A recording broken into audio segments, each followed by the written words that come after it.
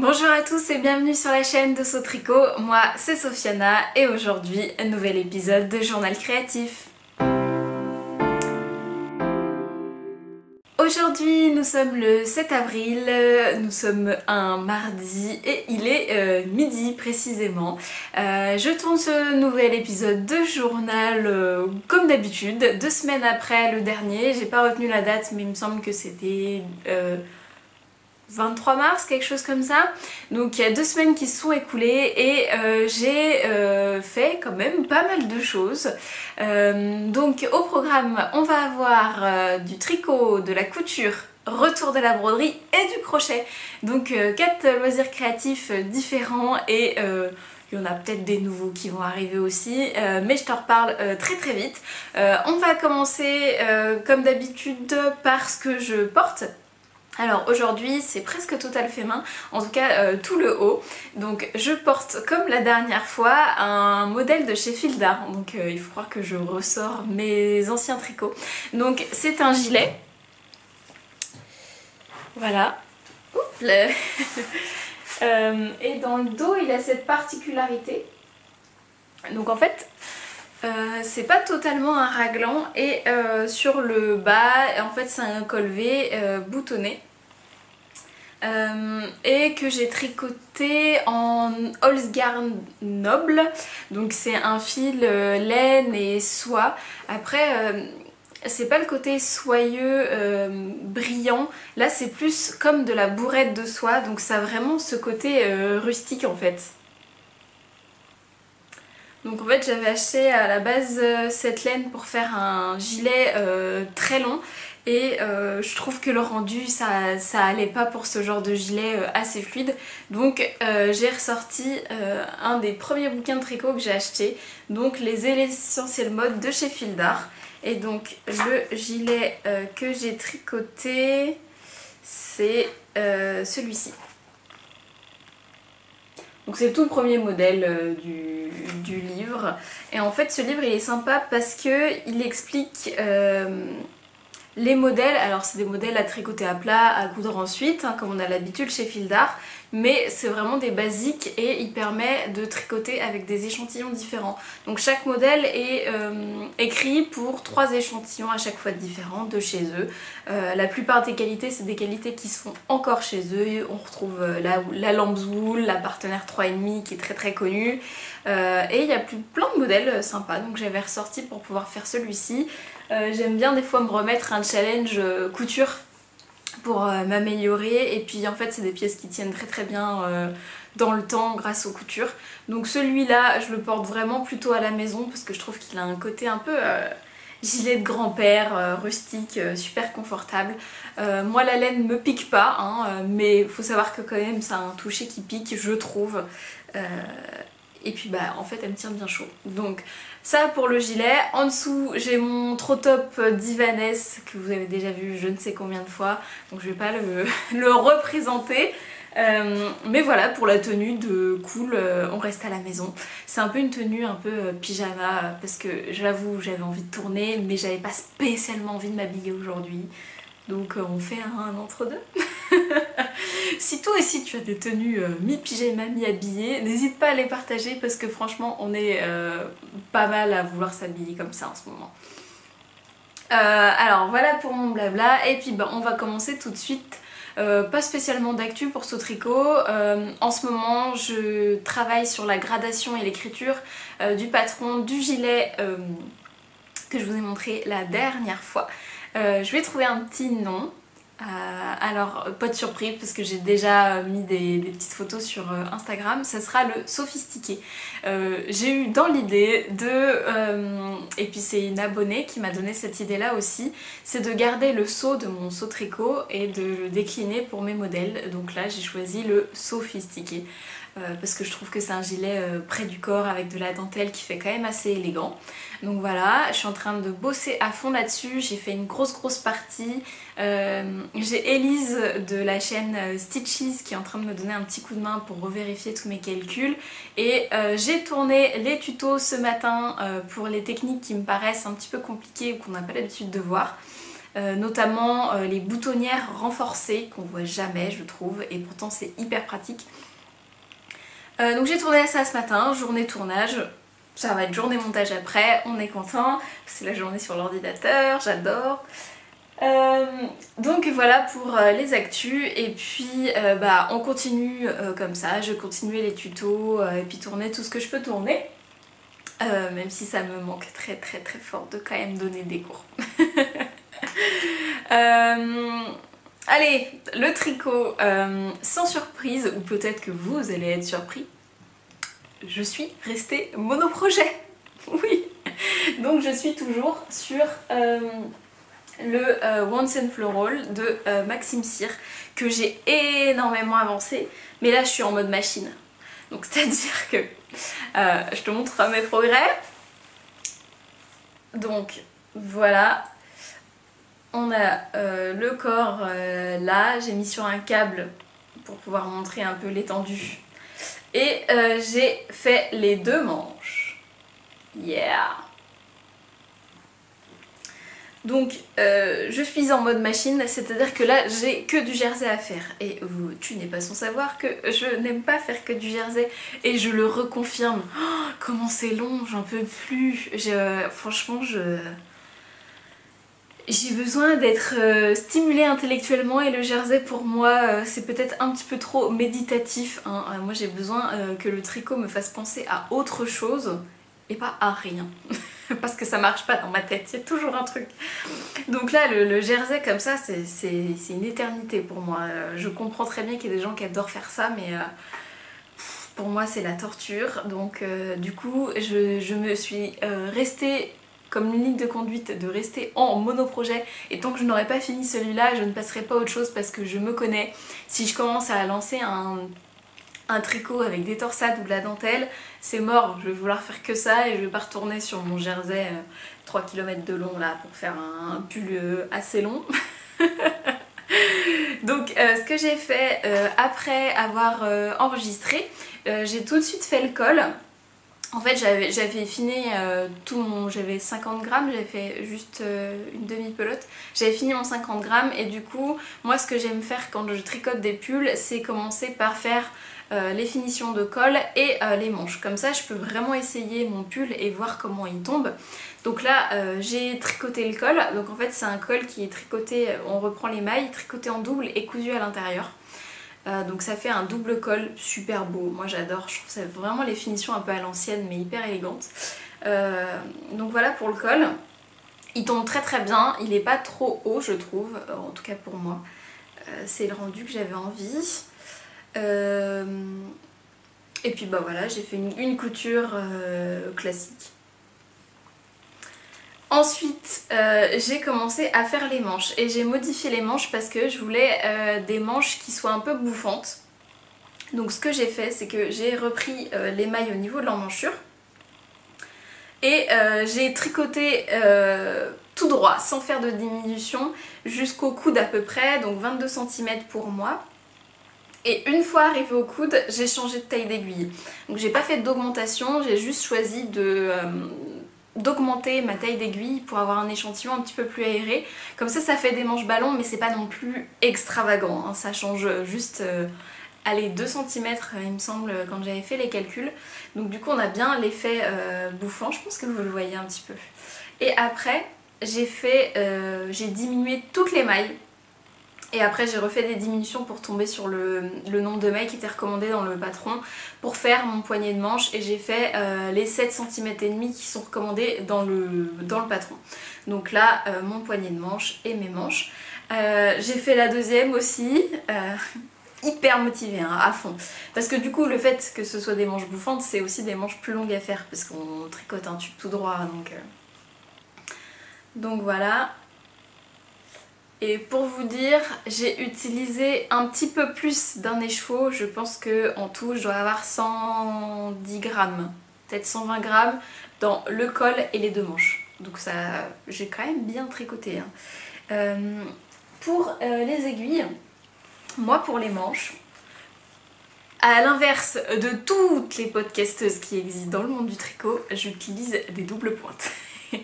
Moi les mini aiguilles je suis pas hyper fan et en plus j'ai pas envie de racheter toutes les tailles d'aiguilles pour pouvoir tricoter ce que j'ai à tricoter.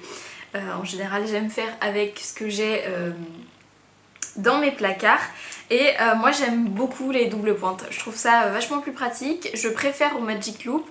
En général pour les manches je tricote en Magic Loop quand je veux faire les deux manches en même temps. Comme ça j'ai pas besoin de compter mon nombre de tours pour les diminutions, c'est tout le temps le même.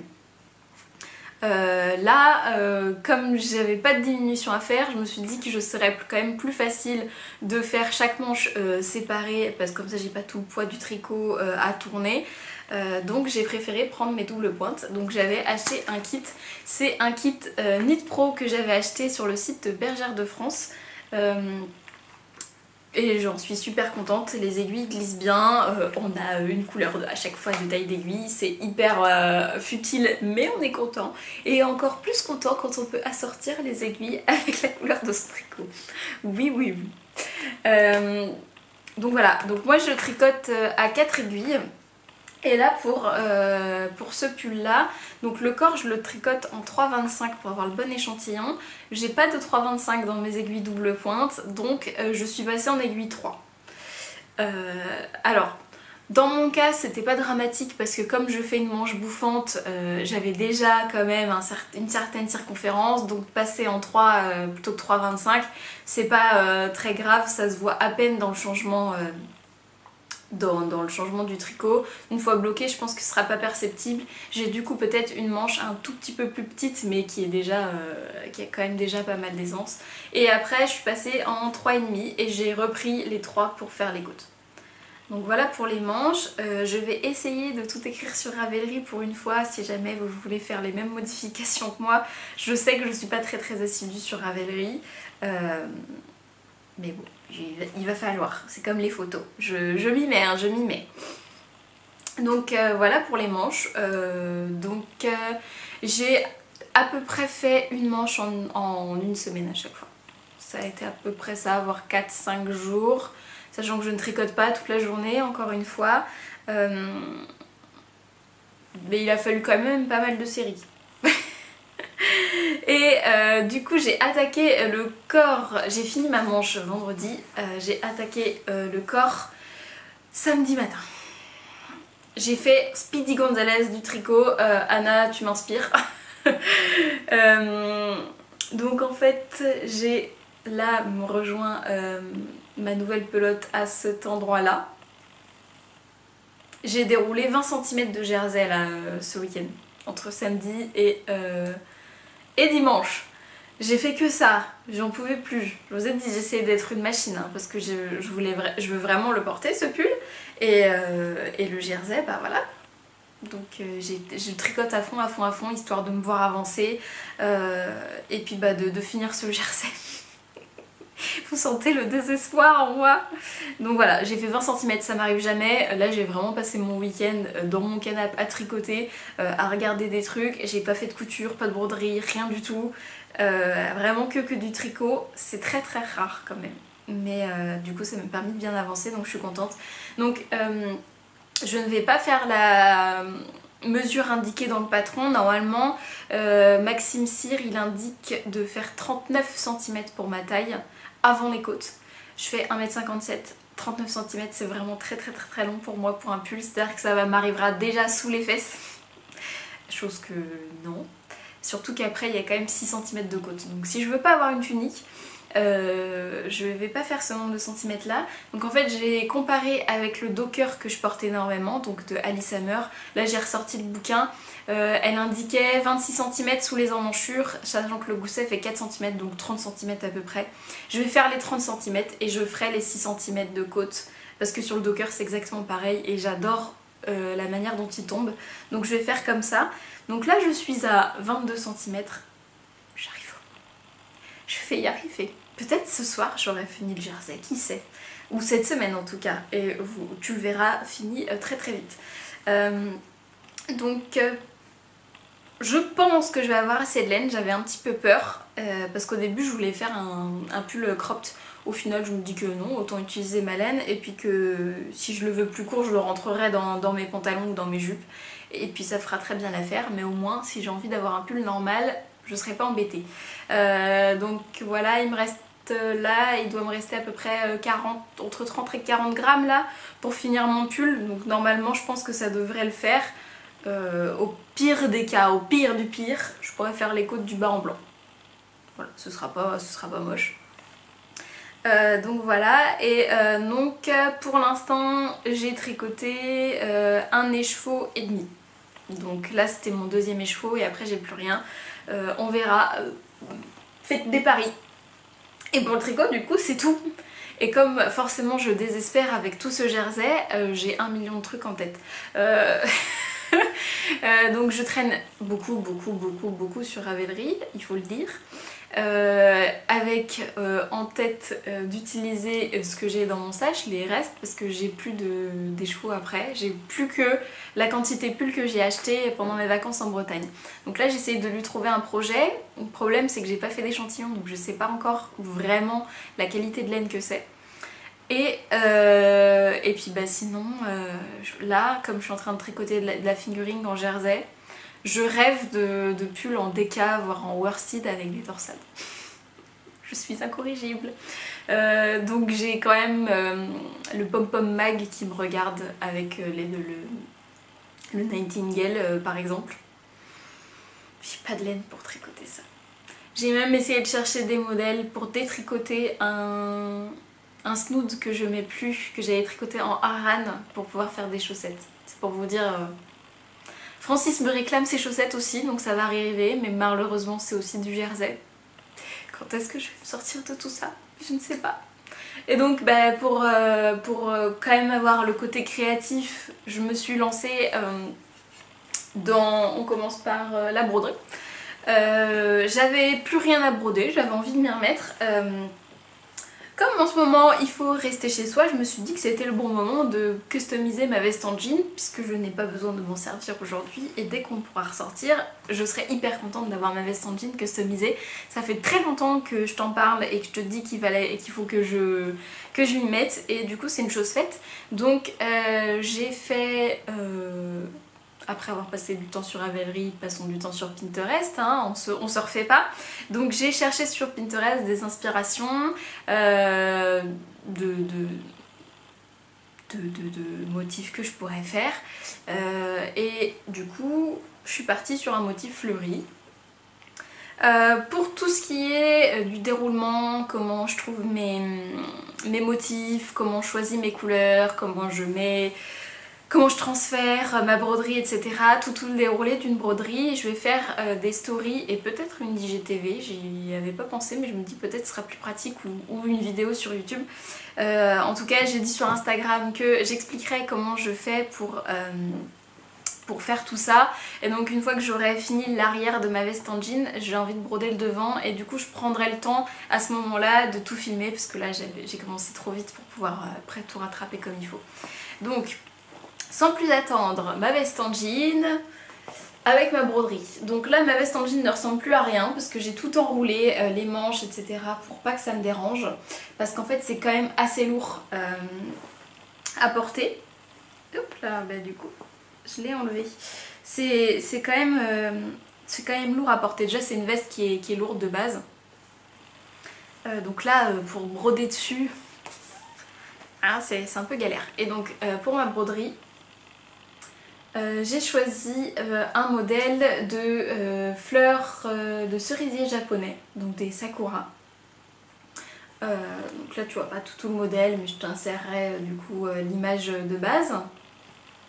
Et donc j'ai décidé de le broder avec ce que j'avais, donc un rouge orangé qui me restait de mon porte-monnaie, un vert foncé et le marron, et du coup l'intérieur des fleurs sera dans un rouge un petit peu plus foncé.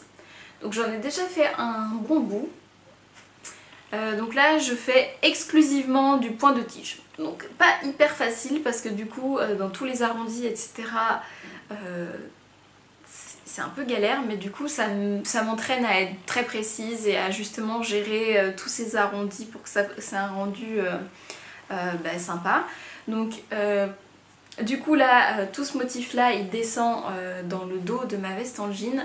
Et sur le devant, sur les empiècements, en fait il y a des empiècements à ce niveau là, je vais mettre 2 oiseaux. Donc voilà.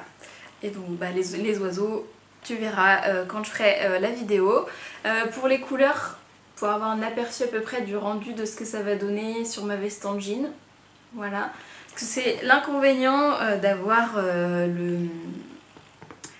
C'est pas du Solufix mais voilà, le papier soluble. C'est que du coup c'est un fond blanc donc on voit pas exactement le rendu des couleurs sur le tissu. Et ça m'embête un peu des fois. Parce que j'aimerais bien avoir le rendu...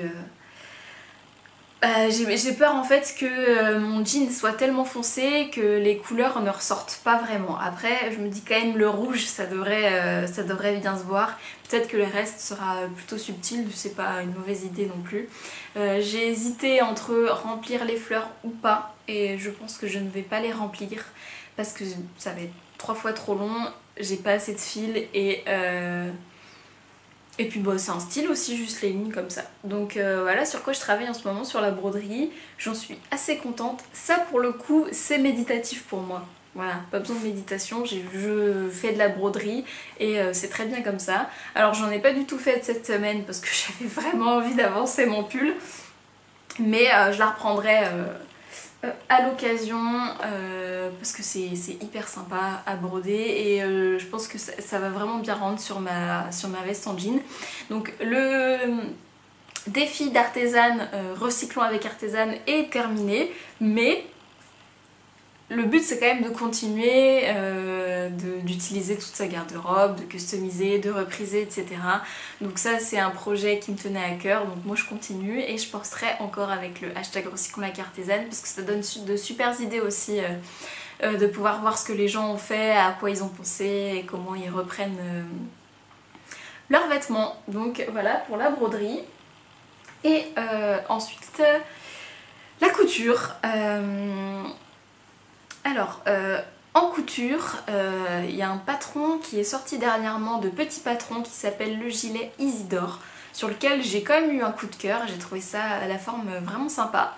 Mais comme je suis quelqu'un de radin, je me suis dit que j'allais pas acheter le patron et que j'allais le faire moi-même comme le gilet précédent. Je n'ai pas acheté le patron de Anna Rose Pattern, j'ai bidouillé.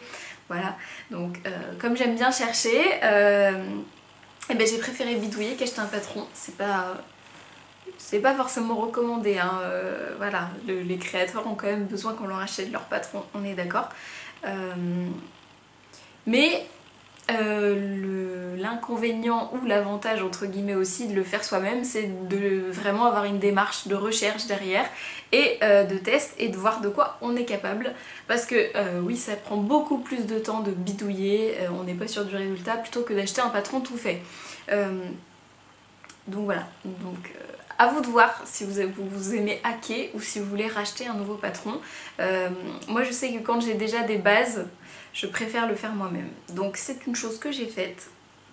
Donc j'ai hacké le gilet Isidore et j'ai fait ma propre version. Alors franchement ça va être hyper dur de le montrer comme ça, hein.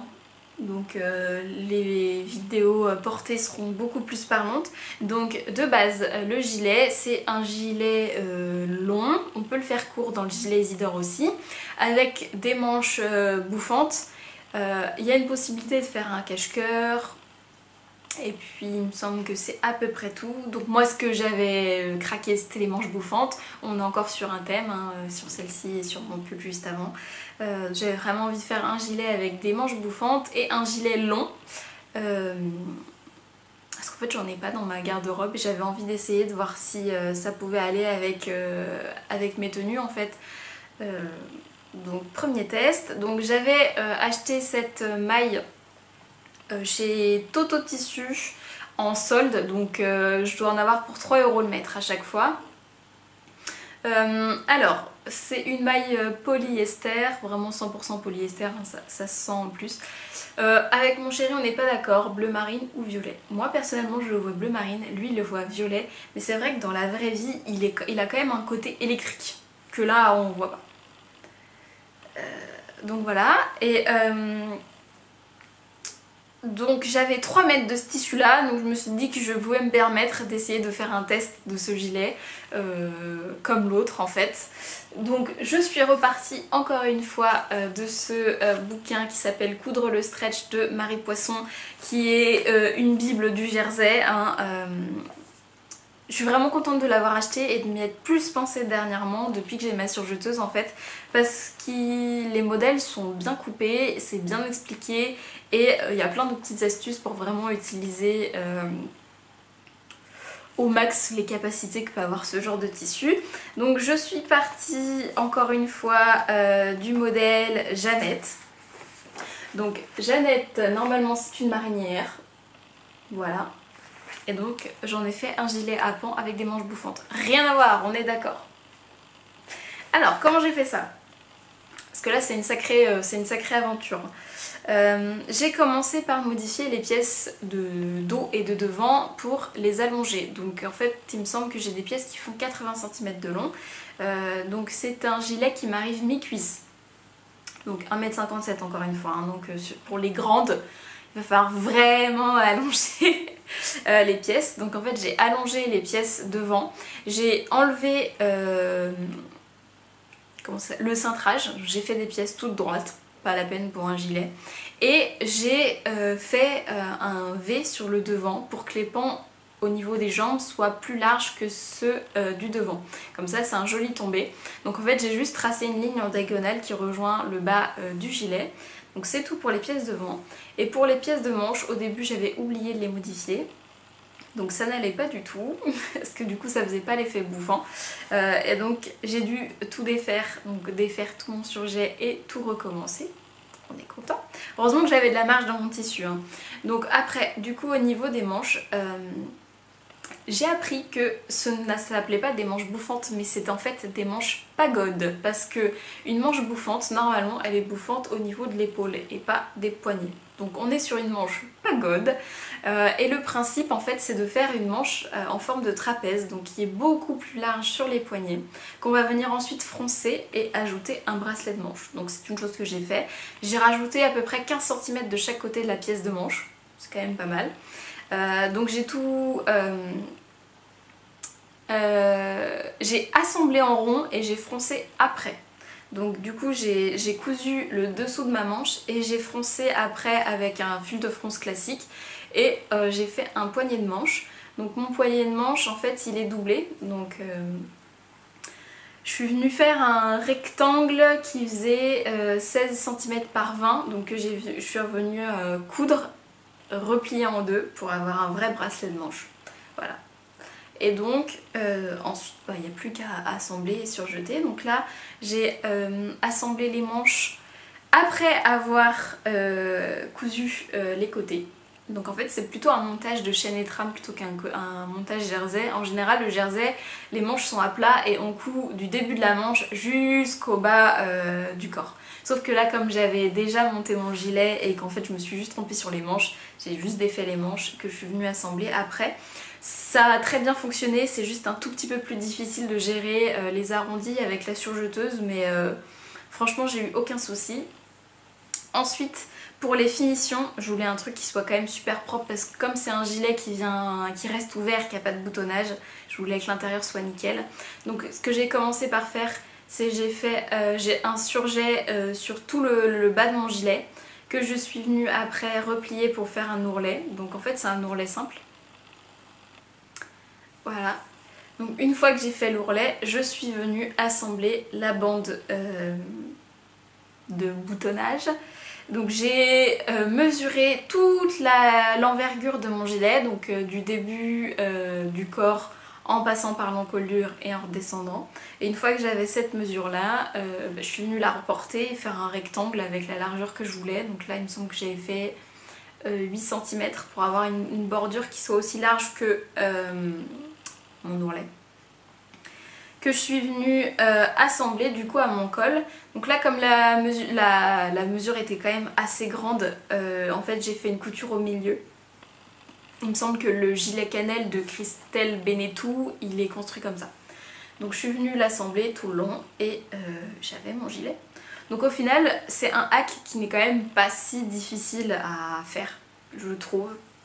J'ai eu moins de difficulté à faire celui-là qu'à faire le précédent, le gilet blanc. C'est juste que du coup ça m'a pris du temps de refaire mes deux manches pour qu'elles tombent bien et de trouver les bonnes longueurs. Sinon après le gilet, c'est un gilet tout droit donc il n'y a pas de difficulté de coudre les côtés ou voilà. J'ai fait tout à la surjeteuse donc je suis fière de moi. Donc j'ai surjeté en noir parce que j'avais pas de bleu marine, hein, ça se passe très bien. Voilà. Donc tout est surjeté à l'intérieur. Voilà. Il n'y a rien qui dépasse, tout est propre. C'est très bien. Si on voudrait pousser le vis, on pourrait ganser toutes les coutures, mais bon, sur de la maille, pas trop d'intérêt. Donc voilà pour ce gilet. Et puis bah, je lui ai pas fait de ceinture, j'avais un petit peu peur du côté peignoir. Donc si vous avez le bouquin Coudre le stretch de Marie Poisson et que vous avez envie de faire ce genre de gilet, bah lancez-vous. N'hésitez pas à me demander dans les commentaires si vous avez besoin d'un petit peu plus de modifications ou d'instructions pour pouvoir modifier vos pièces. Mais j'en suis très contente. Après, bah, du coup, comme c'est une couleur qui est un petit peu électrique, il faut vraiment que je trouve comment l'associer et j'ai pas l'habitude de porter des gilets qui soient aussi longs. Donc je pense que ça sera mieux cet été peut-être avec des shorts ou ce genre de choses. Je serai peut-être un petit peu plus à l'aise. Et on verra ce que ça donne, c'était vraiment un test. Donc en tout, pour le tissu, sachant que j'ai recommencé les manches, j'ai utilisé 2 mètres. J'ai regardé, pour le gilet Isidore, elle conseille 2,20 m.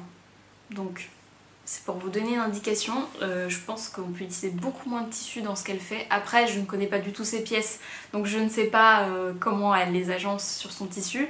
Mais là, moi, pour ma version, 2 mètres, sachant que j'ai coupé 4 manches. Il me reste encore 1 mètre de tissu, donc et puis j'ai gardé mes manches de côté au cas où, en me disant que je pourrais peut-être me resservir des pièces pour faire bah, des poignées de manches, un col ou ce genre de choses. Donc il me reste encore de la maille, donc pour compter 2 mètres de tissu à 3 € le mètre, j'ai 6 €, un gilet voilà, long, on en trouve. Alors les manches bouffantes dans le commerce c'est quand même difficile à trouver, mais des gilets longs chez H&M il y en a, la pelle en général c'est plutôt 15 €. Donc encore une fois ça coûte moins cher de coudre son vêtement que de l'acheter dans le commerce. Et là j'ai des finitions qui sont quand même plus propres aussi. Voilà, je vous ai pas indiqué la taille, j'ai découpé une taille 38 pour ce gilet. Voilà. Et c'est tout pour la couture. En ce moment voilà. Je suis sur mon pull. Par contre en couture, à force de fouiller sur Pinterest et à cause d'un compte Instagram qui s'appelle Les Cousettes de Julie, je suis tombée en amour sur le patchwork. Je m'y attendais pas du tout. Pour moi le patchwork c'est un truc qui est quand même assez vieillot, on voit les vieilles couvertures de mamie avec les carrés, etc. Il y a beaucoup de gens aussi qui font le même principe mais avec leur reste de laine. Donc il y a 2 camps, ceux qui adorent et ceux qui aiment pas. J'avoue que moi ce mélange c'était pas trop pour moi. Mais alors le patchwork qu'elle a présenté, j'ai trouvé ça super beau. Je suis tombée dedans, voilà. Donc j'ai été sur Pinterest regarder du patchwork. Alors j'ai préféré regarder sous le terme quilting, qui est un terme anglais pour patchwork. On trouve quand même des choses beaucoup plus modernes. On peut carrément taper quilt moderne, on tombe sur des trucs qui sont magnifiques. J'ai passé vraiment beaucoup de temps à regarder tout ça. J'ai aucune idée de comment ça se fait. On trouve quand même peu de contenu, ou alors j'ai mal cherché. Si vous êtes dans le patchwork et que vous avez des tutos, etc., envoyez. Parce que franchement, je pense que je vais essayer. Alors là, je m'y suis pas mis parce qu'il faudrait que je fouille tous mes restes pour pouvoir faire des tests. Mais je pense qu'il va y avoir du patchwork à un moment, quand on pourra racheter du tissu. Il y a moyen que j'essaye de faire, surtout que là, ma couverture dans le salon, elle est dans un état mais lamentable. C'est Francis qui me l'avait offert au tout début, donc je pense que ça fait 7 ans à peu près peut-être. Il a fait la tête parce que mon chat a la tête, etc. Que en tant que bonne entrepreneur, je mange dans mon canapé, c'est pas bien. La couverture là, elle est en fin de vie, donc je me dis qu'une superbe couverture en quilt, ce serait quand même canon.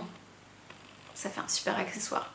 Donc voilà, recherche patchwork en ce moment, je vais essayer c'est sûr, mais j'ai pas du tout les connaissances là-dedans, donc je suis en train de chercher et voilà, donc si vous avez des ressources, envoyez-les moi parce que ça m'intéresse vraiment de commencer, et je retire ce que j'ai dit, c'est pas vieillot le patchwork. Il y a des trucs hyper bien, hyper modernes, hyper graphiques. Il suffit de trouver des bonnes associations de tissus et je pense que ça peut vraiment bien donner. J'ai vu des vestes aussi qui étaient quiltées et c'est vraiment pas mal. Donc voilà, on finit avec un petit peu de crochet parce que ça faisait longtemps et l'été arrive, le printemps est là déjà. Et on a envie de ressortir le crochet un petit peu quand même. Je pense que c'est franchement le jersey qui commence à attaquer mes nerfs plus que le restant chez soi. Donc j'ai envie de faire des trucs créatifs, j'ai plein d'idées, j'ai juste pas le temps de tout mettre en œuvre parce que quand on a beaucoup d'idées, bah en fait il faut le temps quand même de les écrire, les noter, etc. Et quand on bouillonne comme ça, c'est trop difficile. Donc j'ai commencé à crocheter. J'ai fait un recouvre-mètre il y a un certain moment avec un patron qui était déjà existant et j'ai ce mètre là qui vient de chez Emma qui n'est pas hyper mignon en soi hein. Et j'avais envie de le recouvrir comme l'autre, sauf que là je me suis dit que j'allais écrire un patron et le proposer gratuitement, voilà. C'est une petite bricole à faire que moi je trouve sympa. Je me suis dit que peut-être que les tricoteuses qui ne crochettent pas pourront se mettre au crochet avec un petit coup de main de ma part. Et puis c'est quand même assez rapide à faire. Ça utilise les restes, c'est hyper bien pour ça. Donc là je vous montre, là moi j'ai ma boîte de restes. C'est des restes entre guillemets, en gros c'est toutes les laines à chaussettes. Donc j'ai vraiment des tout petits restes, hein. C'est-à-dire que voilà, j'ai une boulette, elle doit faire à peine 20 grammes, ouais 10 grammes. J'en ai, alors ça c'est pareil, je pense que je dois avoir 3 grammes là-dedans, hein. Donc je pense qu'il y a des gens qui ne les gardent même pas. Donc en fait j'utilise ces tout petits bouts pour pouvoir faire des petites choses en crochet. Et donc là j'ai fait hier un prototype. Donc voilà mon prototype. Donc pour faire un recouvre-mètre. Et donc là je vais écrire le patron. Donc là ça m'a pris un petit peu de temps parce qu'en fait j'ai mélangé plein de patrons qui me plaisaient bien, qui sont tous gratuits, aucun problème pour ça du coup. Et puis bon, faut se les dire quand même en crochet avec les granny, c'est quand même très souvent la même chose. Donc là j'ai combiné des points que j'aimais bien et j'ai essayé de faire une forme qui me plaisait avec des associations de couleurs sympas.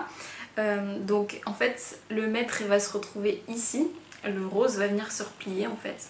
Et donc on verra juste la fleur. Donc là normalement le principe c'est de faire une seconde fleur et de venir coudre les deux ensemble. Et avant de coudre j'avais envie de refaire un essai avec d'autres couleurs. Donc là en fait j'ai écrit mes instructions en français parce que souvent le crochet on le trouve en anglais. Donc j'ai écrit toutes mes instructions en français et je suis en train de recrocheter un deuxième pour voir si ça correspond, si au niveau de la taille c'est bien. Donc voilà ma deuxième petite fleur. Donc là il manque encore des petits bouts hein, mais voilà ce que ça donne. Je trouve ça très mignon, donc je suis très contente de moi. Ça va assez vite parce qu'en fait, contrairement au tricot, le crochet en général, en 4 ans, on peut quand même obtenir quelque chose déjà. Hein. C'est-à-dire que là, sur cette petite chose-là, il y a 4 rangs de crochet, il y a 3 rangs de crochet. Et on a quand même déjà quelque chose d'une bonne taille. Hein. C'est ça qui est cool avec le crochet. Et c'est toujours les mêmes points quasiment, donc il n'y a pas grand chose. C'est dur à apprendre au début, vraiment. Je trouve que, enfin moi je le vois en enseignant à des débutants crochet, à des débutants en couture, en tricot pardon. Les gens ont plus de mal à se mettre au crochet, c'est beaucoup plus difficile à débuter, surtout tout seul. J'en ai fait les frais, hein. J'ai appris à tricoter et à crocheter toute seule en autodidacte. Crochet, ça demande un petit peu de temps. Hein. Mais une fois qu'on sait les points de base au crochet, il n'y a pas beaucoup de choses à apprendre en fait. C'est juste les agencements et du coup on peut vite avoir des rendus qui font pro entre guillemets. Plus qu'en tricot où déjà il faut apprendre l'endroit, l'envers, il y a 1 million d'augmentations, 1 million de diminutions. y a beaucoup plus de choses à faire en tricot qu'en crochet, donc un petit truc comme ça pour apprendre, je pense que c'est pas mal. Je pense que je vais faire les vidéos qui vont avec, etc. Donc voilà pour ça. Donc je suis super contente. Ça permet de fouiller ses restes aussi, c'est quand même quelque chose d'assez agréable de redécouvrir des couleurs, etc. Et puis de pouvoir en faire des choses, parce que c'est vrai que les tout petits restes comme ça en tricot, à part en faire du jacquard ou faire des chaussettes, il y a quand même peu de gens qui font ce genre de choses. Il n'y a pas grand chose à faire avec et c'est dommage. Donc voilà pour ça, pour le crochet. Donc je vais continuer cette semaine. Et puis bah, ça arrivera très vite, de toute façon je vous tiens au courant comme d'habitude. Donc voilà pour bah, mes 2 dernières semaines créatives. La prochaine s'annonce sous le signe du Jersey, mais heureusement pour moi il y a Disney Plus qui arrive, donc je vais pouvoir me remettre tous mes Disney préférés. Le Jersey va passer beaucoup plus vite comme ça, je suis sûre, un petit coup de bibida bibidou et hop, ça sera fini. Voilà pour moi, pour ces 2 dernières semaines. Comme d'habitude, laisse-moi un commentaire pour me dire qu'est-ce que toi tu fais cette semaine, si il y a des choses qui t'ont inspiré, si tu as commencé des nouveaux loisirs pendant cette période éventuellement. Et puis bah on se retrouve très vite sur cette chaîne et éventuellement sur mon Instagram qui seront là et juste après. Et puis bah passez une bonne semaine, à la prochaine.